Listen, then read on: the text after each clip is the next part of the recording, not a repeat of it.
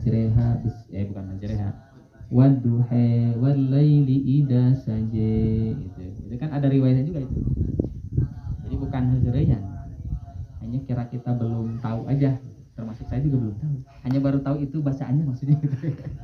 Baru tahu oh itu ternyata bukan heureyan gitu ya. Baca Quran di saja ternyata riwayat imam yang lain. Nah, bagi kita gimana? Bagi kita, Assalamualaikum warahmatullahi wabarakatuh. Jangan lupa sahabat untuk klik tulisan subscribe dan klik juga tombol loncengnya. Jazakumullah khairan katsiro.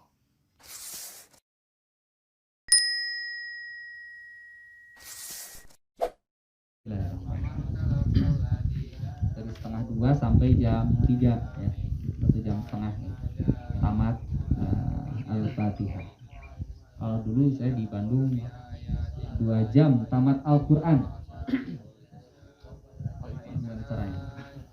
2 jam tamat Al-Quran. Ternyata 2 jam tamat itu tahsin dan makomat. Bukan 2 jam membaca Al-Quran tamat ya. Jadi belajar tahsin dan makomat 2 jam. Tamatnya singkatan ternyata. Tahsin dan makomat tamat Al-Quran. Harapannya kan kita juga apalagi di bulan Ramadan ini gitu ya, tamat hatam 30 juz itu kan sehari semalam. Dan pernah sehari semalam? Belum. Kalau selama Ramadan kan sudah biasa ya. Selama Ramadan hatam Al-Quran. Nah, ke depan mungkin kita juga harus punya targetan. Bagaimana mungkin bukan hanya 1 kali hatam Quran Ramadan itu. Mungkin yang tadinya sekali tambah lagi 2 kali lah. 3 kali, 4 kali, 5 kali. Atau sehari. Sehari hatam Al-Quran. Bahkan karena kita mah aktivitasnya banyak ya. Jadi gak bisa seharian tuh. Sekali tadi seharian di sini misalnya. Hatam. Jalan ke bawah ke atas hatam. Nanti ada yang nanya siapa? Oh, di sini. Oh, udah hatam tempatnya. Tempat. Nah, baik. Silakan mau dari mana dulu nih? Kang dulu lah ya. Bukan ladies first sekarang. Apa? Boy first. One first. Enggak. Dari Kang siapa ini? Detian.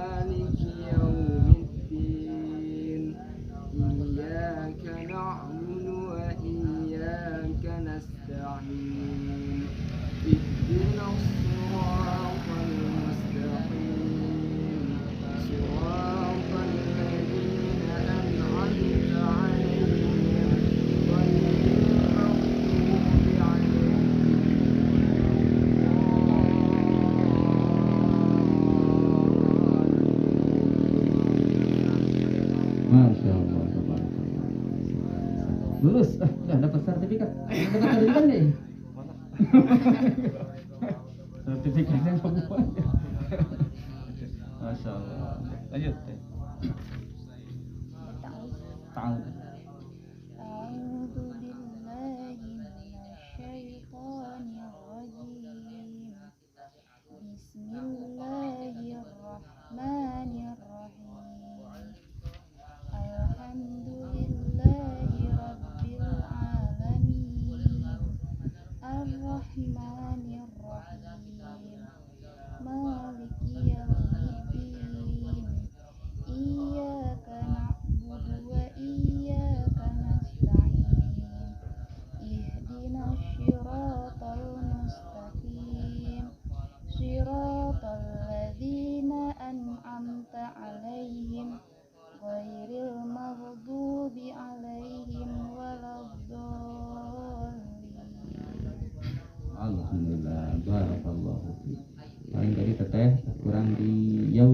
taskin ya. Taskinnya agak terburu-buru ya. Maliki yaumiddin.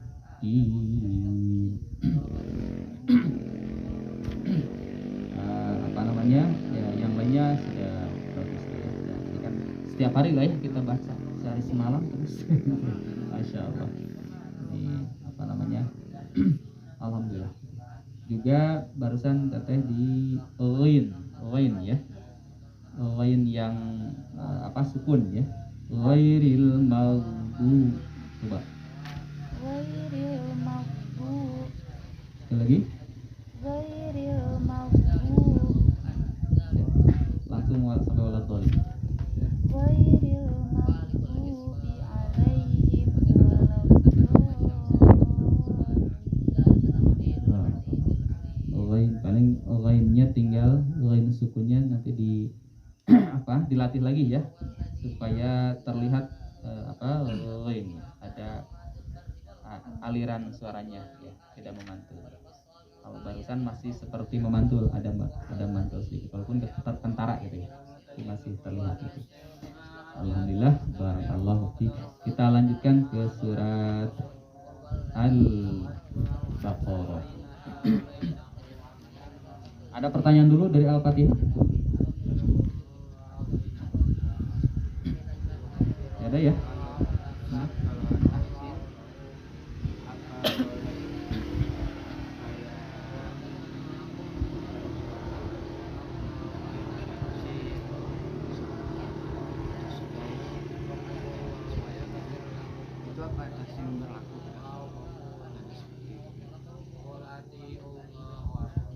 Gimana jawabannya?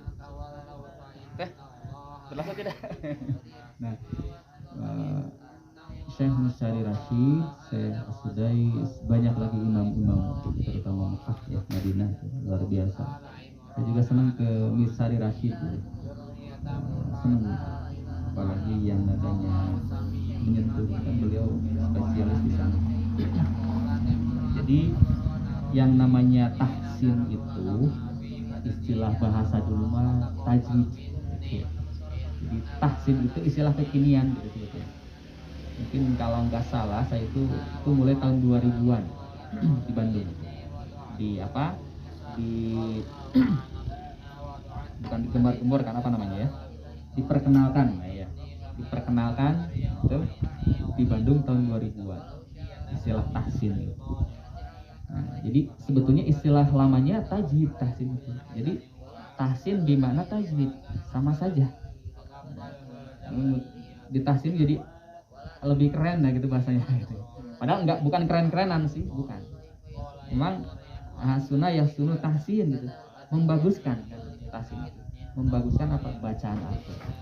Membaguskan makhrajnya, membaguskan panjang pendek, termasuk membaguskan nadanya. Nah, gitu tahsin itu.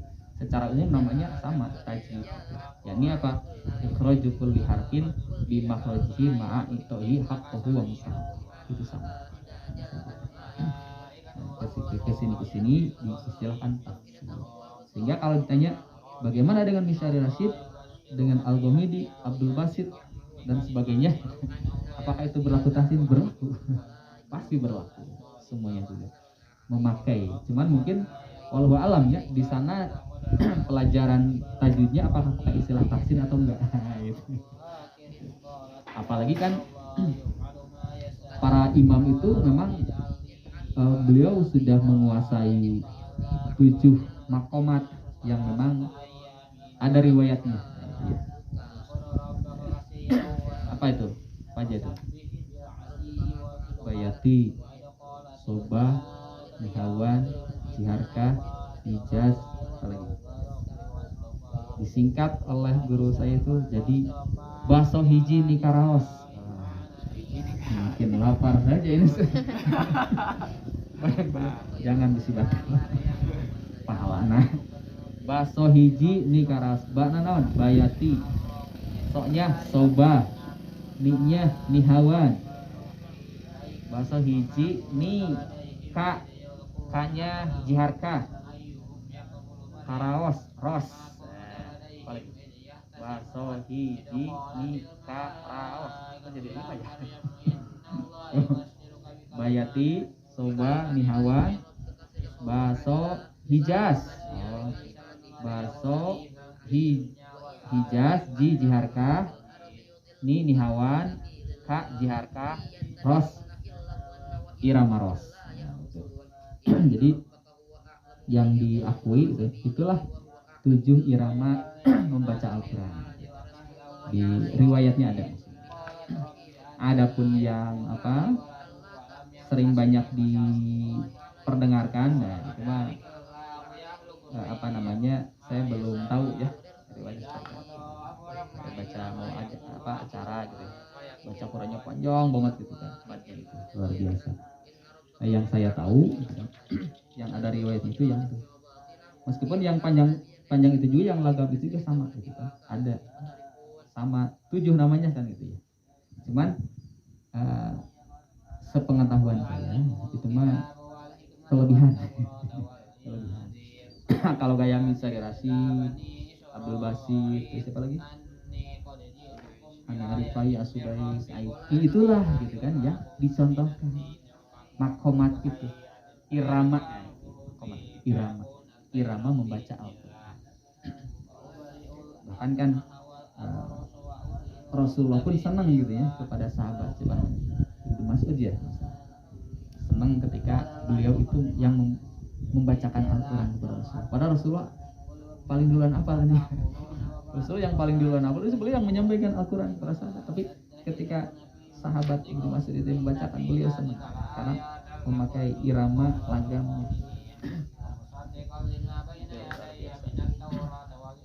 Jadi di dalam apapun gitu, ketika kita membaca Quran harus tahsin itu.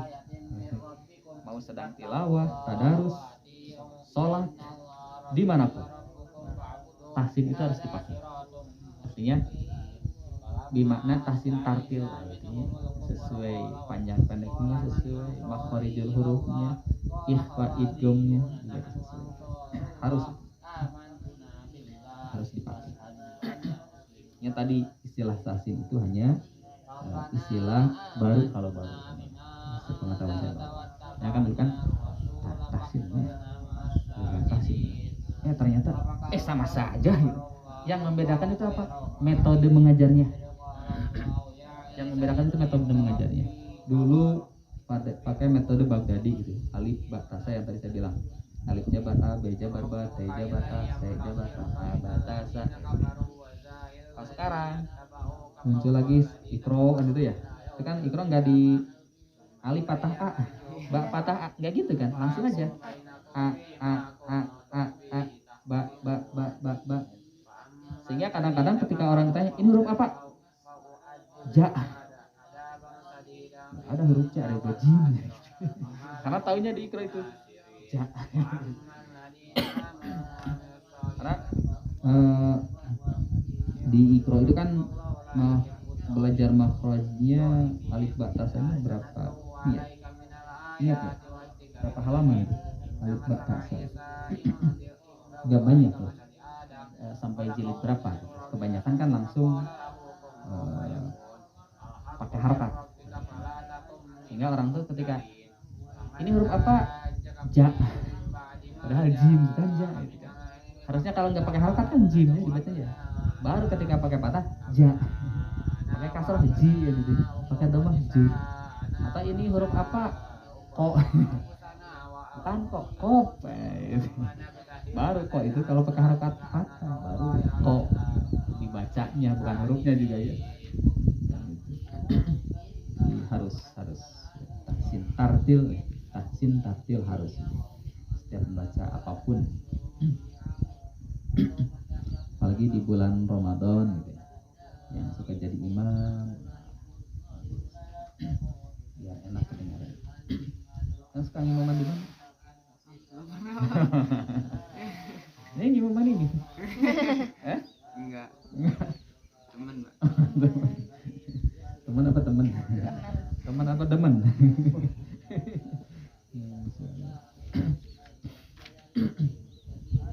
Ada lagi?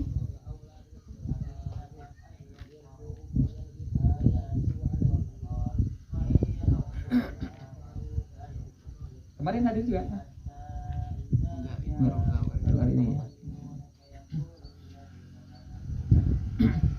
Setelah itu Iya, enggak. ada kan sebagian itu ada yang mengatakan Maliki Yaumiddin. Jadi meme-nya itu pendek gitu. Itu alasannya kalau ini kan tadi Maliki Yaumiddin, tapi ada yang Maliki Yaumiddin. Apa? Jadi memang Al-Quran itu banyak riwayat juga.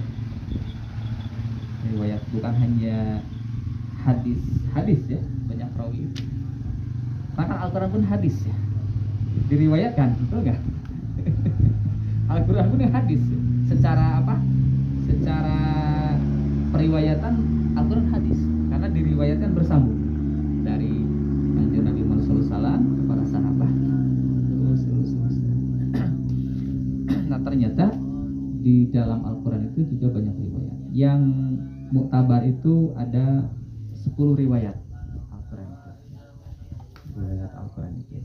Nah yang kita banyak baca di Indonesia terutama, kita banyak pelajari itu riwayat Imam Hafiz. Sehingga hampir sama semuanya. Nah ada yang bisa berbeda gitu kan di bacaannya, di maknanya pendek. Ada bahkan wakaf juga kan bisa beda ya. Ini saya biasanya nggak wakaf, tapi ini wakaf ya. Nah itu karena ternyata berlaku juga di dalam tahsin tajwid itu fikih istilah tadi. Nah, karena kita di sini memang dari dulu jumhurnya riwayat Imam Hafiz sampai sekarang kan. Dan jumhur di dunia juga memang di seluruh dunia kebanyakan Imam Hafiz yang dipakai.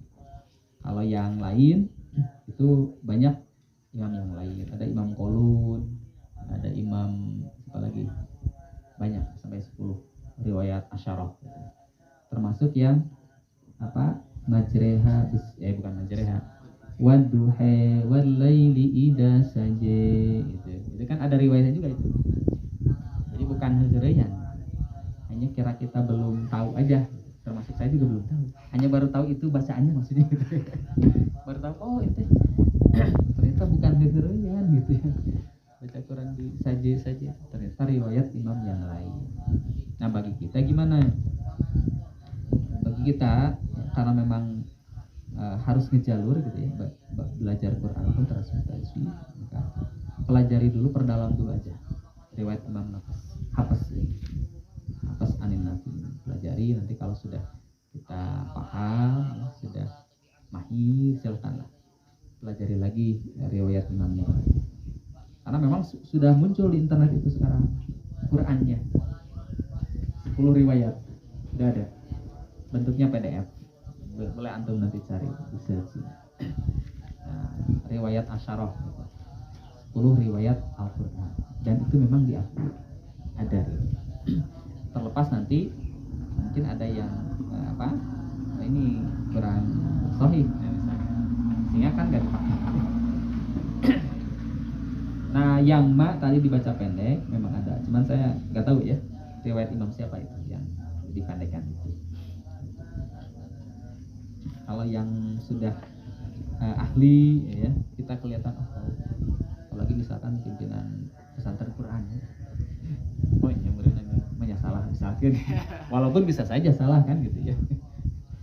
Jadi termasuk kan tingkatan dua harakat itu kan bisa beda-beda, tergantung kecepatan orang gitu ya. Biasa adat bacanya menurut kan ini enggak 2 harakat, tapi rupiah 2 harakat. Bisa beda. Sehingga kita memang perlu, makanya kan betul gitu kan, belajar Al-Quran itu perlu tartil, talaki. Di samping tartil juga talaki. Talaki itu berguru langsung. Jadi gurunya ngajalur ini terus ya. Ya sama kayak dengan ibadah yang lain juga kan gitu ya. Ini mengikuti mazhab Syafi'i, ini Hambali, ini kan itu juga harus ngejalur. Kalau kita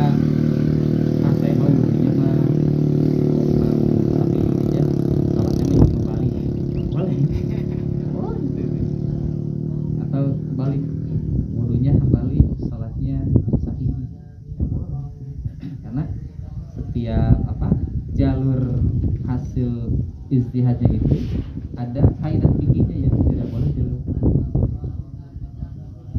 Karena sholat dengan wudhu itu terkait syarat dan rukun. Nah, gitu. Syarat dan rukunnya harus nyambung. Beda lagi kalau ibadah yang lain yang dilakukan. Puasa, puasa dengan sholat kan beda syarat dan rukun. Itu mah boleh berbeda. Kita pindah mazhab bisa. Jadi, karena apa? Masih ngerekam nih? Oh, masih. Kirain off the record. Mau live tadinya, ternyata sinyal kurang mendukung. Jadi nggak bisa kita live streamnya. Kalau di sound Itu salah bisa ya? Di spot itu juga bisa. Nah, itu paling Kang ya. Mohon maaf, saya juga belum bisa menjawab riwayat imam siapa, karena belum menjawab. Tapi ada. Cuman kalau kita tahu si orang ini, nah pondok, nah itu kita bisa salahkan. Panjang ini udah kan. Jadi kalau tingkatannya misalkan imam gitu, apalagi pimpinan pondok pesantren Al-Quran, apalagi apalah misalkan. Oh beda ya. Nah, kita nggak bisa ngoreksi, nyalahin. Jadi salah-salah itu hanya tingkatan makom masing-masing. Gitu Pak. Masih ada lagi? Ustaz kali ini mah rada keluar sekali. Ayo. Entar Ustaz bertarusan nama. Oh.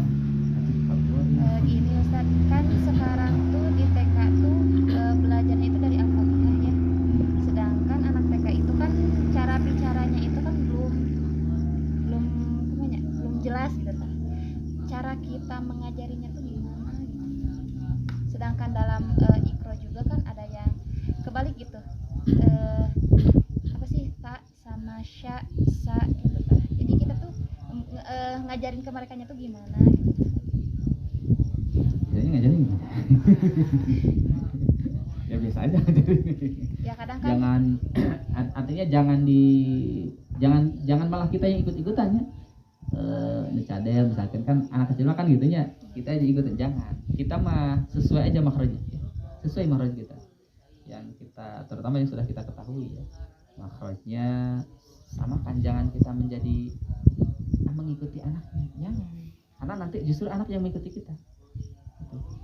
Mungkin karena faktor apa juga ya, di sisi dia verbalnya kan gitu ya. Kalau anak-anak kan masih belajar bicara, ada yang lancar, ada yang belum lancar, bahkan ada yang sudah TKB gitu ya, itu belum bisa ngomong. Maksudnya bukan belum bisa ngomong, jadi ngomongnya itu gimana ya, belum jelas ya, paling mama, papa, nah gitu. Yang lainnya jadi kita mah mau ke siapapun gitu, ngajarin Quran yang benar. Jangan yang salah. Sekalipun ke anak TK, biarin aja dia balelol mah gitu ya. Kan kita suka lihatnya di video di mana kalah lucu gitu ya. Mungkin dari sisi apa maksud dia mah sama, hanya keluarnya berbeda. Jadi jangan dibeda-bedakan. Mungkin yang dibedakan itu tekniknya, metodenya. Nah itu ya silahkan itu. Mau metode Abi, metode Umi misalkan, metode anak, metode antum,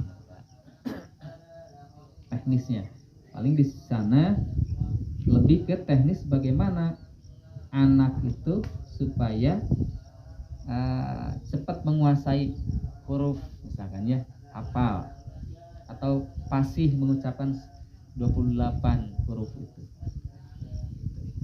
Lebih ke teknik aja kan. Jadi jangan disalah-salahkan, anak itu nantinya jelek kita yang ikut-ikutan.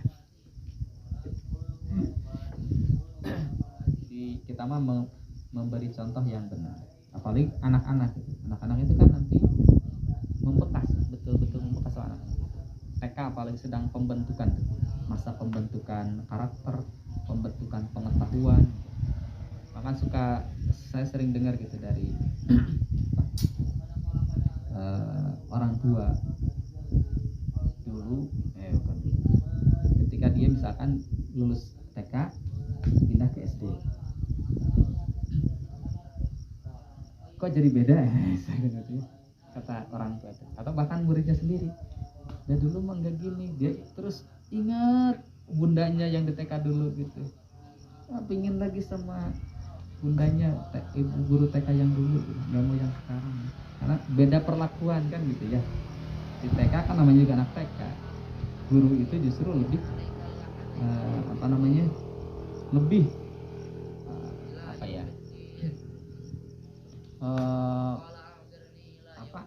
ngasuhnya lebih ke anak sendiri gitu kan.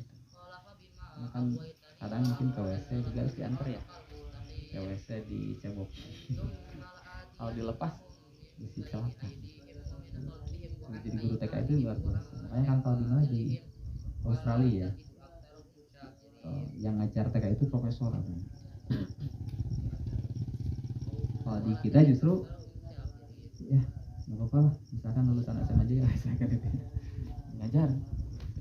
Padahal memang betul gitu kan, anak TK itu karena memang membentuk karakter anak. Di istilah peribahasa belajar di waktu kecil itu ibarat melukis mengukir di atas batu. Kenapa? So, kita coba ngukir di batu, tembok aja digosok, dicat juga, karena masih ada dekok kelihatan. Tapi kalau sudah gede-gede gini gitu,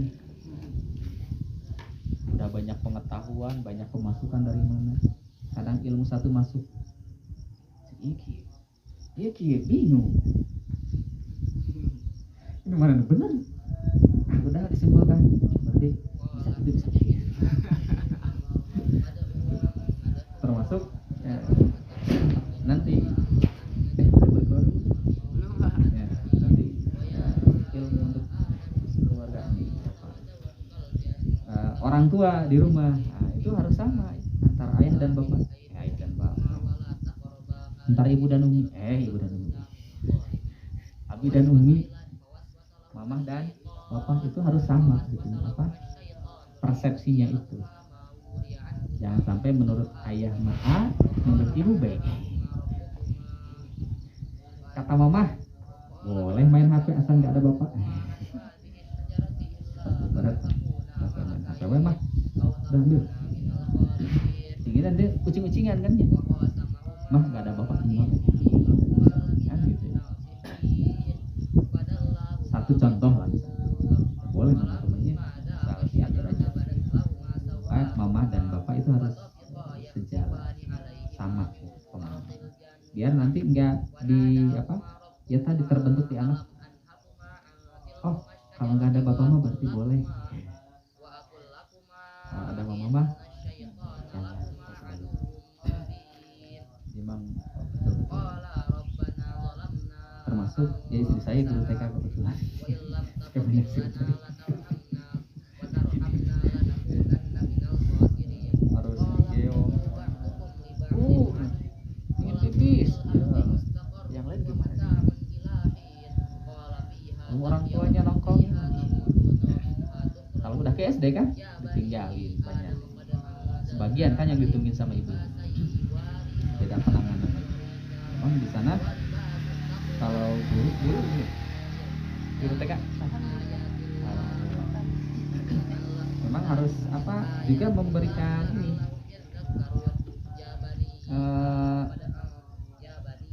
ancang-ancang kalau ancang-ancang apa, apalagi kalau di TK itu kan atau AB ya, kelas AB ya gitu ya, kelas A, kelas B, ada PAUD juga. Nah udah B udah mau ke SD, nah itu dia harus sudah ancang-ancang bagaimana mandiri kan, di TK itu dibuat mandiri, sehingga ketika nanti ke SD pun sekolah dia sudah mandiri, nggak usah diantar-antar lagi sekolah, cukup diantar pulang orang tua.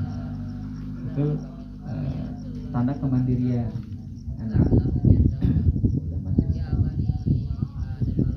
Jadi tadi biasa aja lah ya ngajarnya, sama, nggak usah di makronya jadi dicadel-cadelkan atau gimana, bener aja. A, ro, ba, jim, dal, da. Hanya mungkin teknis atau metodenya aja yang berbeda. Bagaimana anak ini nanganinya harus gimana? Nah, bisa jadi bisa berbeda. Bisa jadi tidak semua anak itu kan sama ya, diterapkan metode yang sama. Ada anak yang hiperaktif. Gimana tuh? Susah. Kitanya jadi lari-lari nggak ngajar. Nah itu kan perlu trik khusus. Makanya memang bagusnya minimal 5 orang satu guru kan gitu ya. Lima kan ketinggalan. Gitu. Kalau udah 10 ke atas lumayan kan.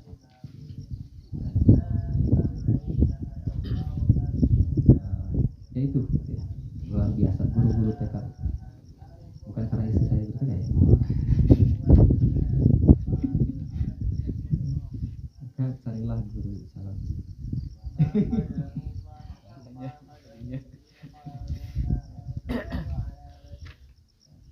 Jadi tetap ya belajar mah sama, makhrajnya tetap sama, jangan dibeda. Teknis aja kita tinggal. Karena memang kalau anak TK itu kan ada yang apa? Jadi nggak bahasa TK deh ya. Ada yang motoriknya luar biasa, ada yang diam. Ya. Bahkan saya juga pernah dengar gitu satu kisah asli. Tapi bukan di TK, ini TPA. Yang di TPA kan itu oleh orang tuanya itu yang SD, anak SD kelas 1, 2. Hafalan juga, belajar hafalan. Adiknya pingin ikut wae. Adiknya yang baru 5 tahun, baru ikut, pingin ikut terus. Si Akama kan dengan ustaznya belajar yang hafal. Adiknya mah kemana-mana ya, lari-lari gitu. Suatu saat kan ibunya pingin tahu nih, Dek gimana hafalannya? Udah berhafal berapa juz, berapa surat?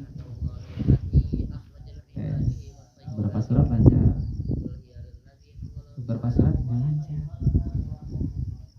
Sedang di si kakaknya ini apa? Mentok hafalannya gitu. Celengkeung. Celtut si adiknya nembal lurusin gitu. Kaget kan ibunya. Dites lagi semua bisa.